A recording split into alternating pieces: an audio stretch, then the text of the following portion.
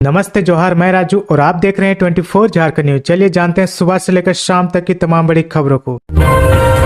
फिर से आंदोलन के रास्ते चले पारा शिक्षक, 17 जून को घेरेंगे सीएम हेमंत का आवास। पारा शिक्षक फिर से आंदोलन के मूड में है। राज्य भर के पारा शिक्षक हेमंत सोरेन सरकार की वादा खिलाफी से नाराज है। पारा शिक्षकों का मानना है कि पिछले साल शिक्षा मंत्री जगन्नाथ महतो ने उनसे जो वादा किया था, सरकार ने आज तक उसे पूरा नहीं किया। ऐसे में पारा शिक्षकों ने एक बार फिर से सड़क पर उतरने का फैसला किया है। झारखंड के पारा शिक्षक सहायक अध्यापक 17 जून को मुख्यमंत्री हेमंत सोरेन के आवास का घेराव करेंगे। अब तक वेतनमान नहीं देने, ईपीएफ लागू नहीं होने, अनुकंपा पर नियुक्ति नहीं किए जाने, सीटेट को जेटेट के समान मान्यता नहीं दिए जाने और अप्रशिक्षितों को प्रशिक्षित नहीं किए जाने के विरोध में यह घेराव किया जाएगा। पहली बार सरकारी स्कूल में नियुक्त होंगे मैनेजर। स्कूल ऑफ एक्सीलेंस में इंटरव्यू के आधार पर होगा चयन। झारखंड के सरकारी स्कूलों में पहली बार मैनेजर और लाइब्रेरियन की नियुक्ति होगी। स्कूली शिक्षा एवं साक्षरता विभाग की ओर से तैयारी शुरू कर दी गई है। यह नियुक्ति नवनिर्मित 80 स्कूल ऑफ एक्सीलेंस में की जा रही है। मैनेजर पद के लिए 25 मई तक आवेदन मांगा गया है। वैसे विभाग से मिली जानकारी के मुताबिक दोनों पदों पर उम्मीदवारों के चयन के लिए साक्षात्कार का विकल्प रखा गया है। मुख्यमंत्री हेमंत सोरेन ने स्कूल ऑफ एक्सीलेंस के उद्घाटन के मौके पर स्कूल मैनेजर नियुक्ति की बात कही थी। 80 स्कूल ऑफ एक्सीलेंस में मैनेजर की नियुक्ति के लिए वैसे शिक्षकों को मौका दिया जाएगा जो सीबीएसई या आईसीएसई से संबद्ध स्कूल, नवोदय विद्यालय, केंद्रीय विद्यालय से सेवानिवृत्त हो चुके हैं। विभाग के सूत्रों की माने तो सीबीएसई से संबद्धता प्राप्त स्कूलों के सेवानिवृत्ति प्राचार्य को नियुक्ति में प्राथमिकता दी जाएगी। इसके लिए अधिकतम आयु सीमा 62 वर्ष निर्धारित की गई है। इनकी नियुक्ति के लिए साक्षात्कार रखा गया है, पर आवेदन अधिक आने पर लिखित परीक्षा भी ली जा सकती है। पुश्तैनी जेवर बेचकर पूजा सिंघल ने बैंक में जमा कराए थे 1 करोड़ रुपए। एडजुडिकेटिंग अथॉरिटी ने खारिज की दलील। मनी लॉन्ड्रिंग के आरोप में फंसी पूजा सिंघल ने पुश्तैनी जेवर बेचकर अपने बैंक खाते में 1 करोड़ रुपए जमा करने का दावा एडजुडिकेटिंग अथॉरिटी में किया था। हालांकि प्रवर्तन निदेशालय द्वारा दिए गए जवाब के बाद अथॉरिटी ने पूजा सिंघल के दावे को खारिज कर दिया है। साथ ही ईडी द्वारा अस्थायी तौर पर संपत्ति जब्त करने की कार्रवाई को सही करार दिया है। ईडी ने मनरेगा घोटाले को आधार बनाकर पूजा सिंघल के खिलाफ मनी लॉन्ड्रिंग की जांच शुरू की थी। इसी क्रम में ईडी को उनके बैंक खाते में भारी नकद राशि जमा होने की सबूत मिले हैं। भीषण गर्मी की चपेट में झारखंड, 14 जिलों में पारा 40 के पार। झारखंड भीषण गर्मी की चपेट में है। राज्य के 14 जिलों में पारा 40 के पार पहुंच गया है। रांची व पलामू में रविवार को सीजन का रिकॉर्ड तापमान दर्ज किया गया। रांची में जहां पारा 41 डिग्री के करीब रहा, वहीं पलामू में यह 45 डिग्री पर पहुंच गया। मौसम विभाग की माने तो अगले 2-3 राज्य में तापमान 3 डिग्री तक बढ़ेगा। इसके साथ ही कई इलाकों में तेज लू भी चलेगी। मिली जानकारी के अनुसार पिछले वर्ष 20 मई को अधिकतम तापमान 40 डिग्री तक पहुंचा था। रांची में इससे पहले सबसे अधिक तापमान इसी साल 18 अप्रैल को पड़ी थी, जब तापमान 40.2 डिग्री दर्ज किया गया था। अप्रैल के बाद यह पहला मौका है जब तापमान 41.8 डिग्री सेल्सियस पहुंच गया है। आगे बढ़ने से पहले अगर अभी तक आपने इस चैनल को सब्सक्राइब नहीं किया तो प्लीज सब्सक्राइब कर ले, जिससे आपको झारखंड की हर छोटी से बड़ी खबर की अपडेट आप तक पहुंचता रहे।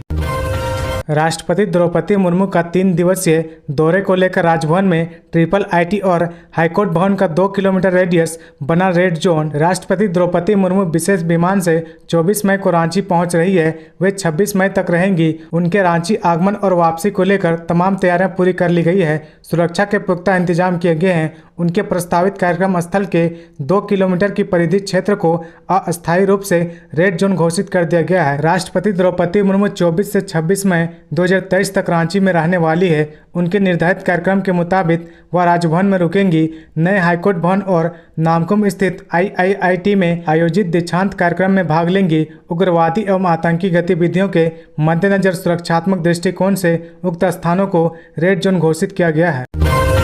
पूर्व मंत्री जगन्नाथ महतो की पत्नी को झामुमो डुमरी विधानसभा से लड़ा सकती है चुनाव।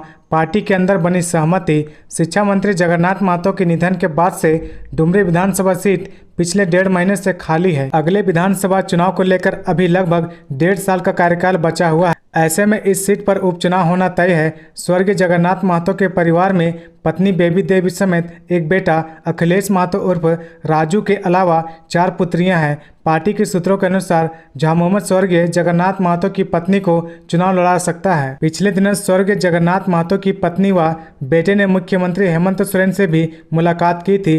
राजनीति में युवा होने की वजह से फिलहाल जगन्नाथ महतो के बेटे को कैबिनेट से दूर रखने की बात कही जा रही है, जिससे पार्टी के वरीय नेताओं की ओर से विरोध नहीं हो पाया। मिली जानकारी के अनुसार राष्ट्रपति के झारखंड दौरे के बाद स्वर्गीय जगन्नाथ महतो की पत्नी को कैबिनेट में शामिल किया जाएगा। जिस प्रकार तत्कालीन मंत्री हाजी हुसैन के निधन के बाद उनके पुत्र हाफिजुल हसन को मंत्री बनाकर चुनाव में उतारा गया था, उसी प्रकार स्वर्गीय जगन्नाथ महतो के परिवार से उसकी पत्नी को मंत्री बनाकर पार्टी चुनाव लड़ाने की तैयारी में है।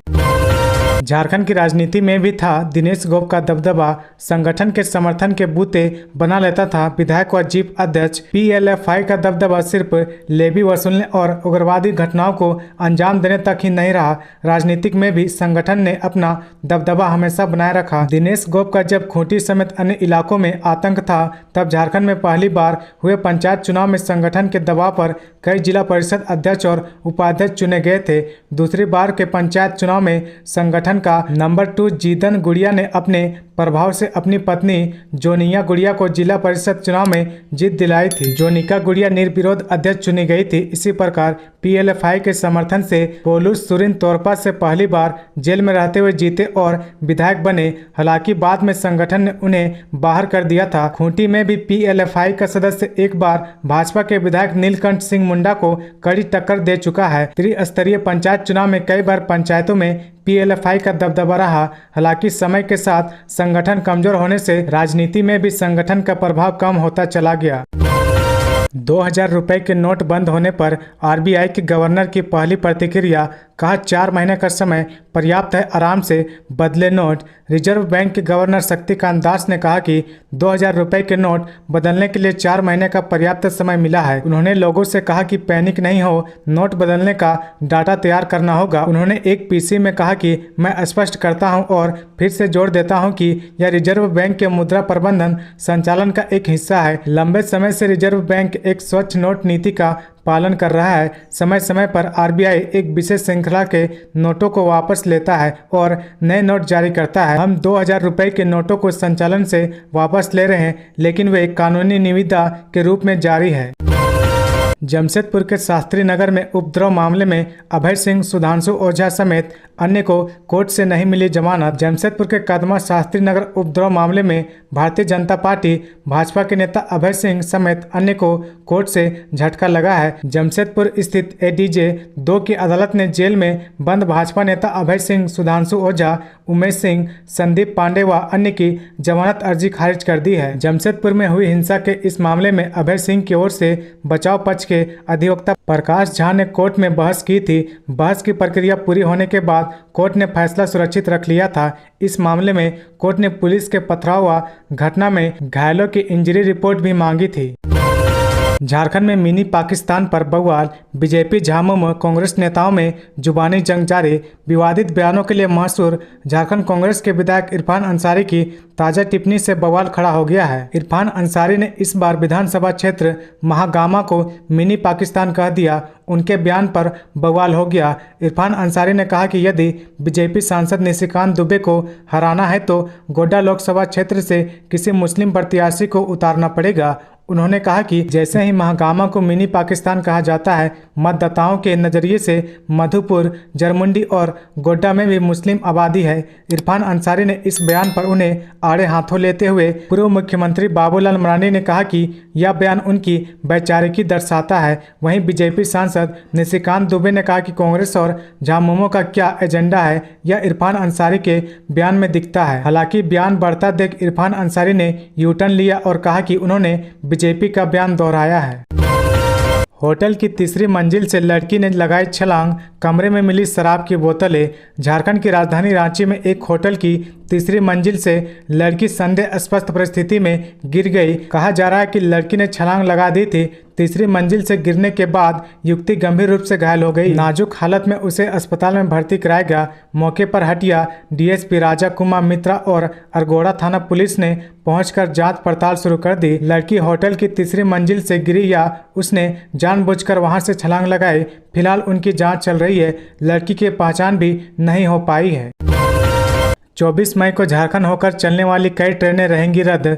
जमशेदपुर चक्रधरपुर रेल मंडल में कांस बहाल राजगंगपुर स्टेशनों के बीच सामान्य ऊंचाई के सबवे की शुरुआत के लिए 24 मई को ट्रैफिक कम पावर ब्लॉक लिया गया है। इस कारण इस मार्ग पर चलने वाली हावड़ा मुंबई दुरंतो टाटा बिलासपुर सहित 8 ट्रेनों को 24 मई को रद्द करने का फैसला किया गया है।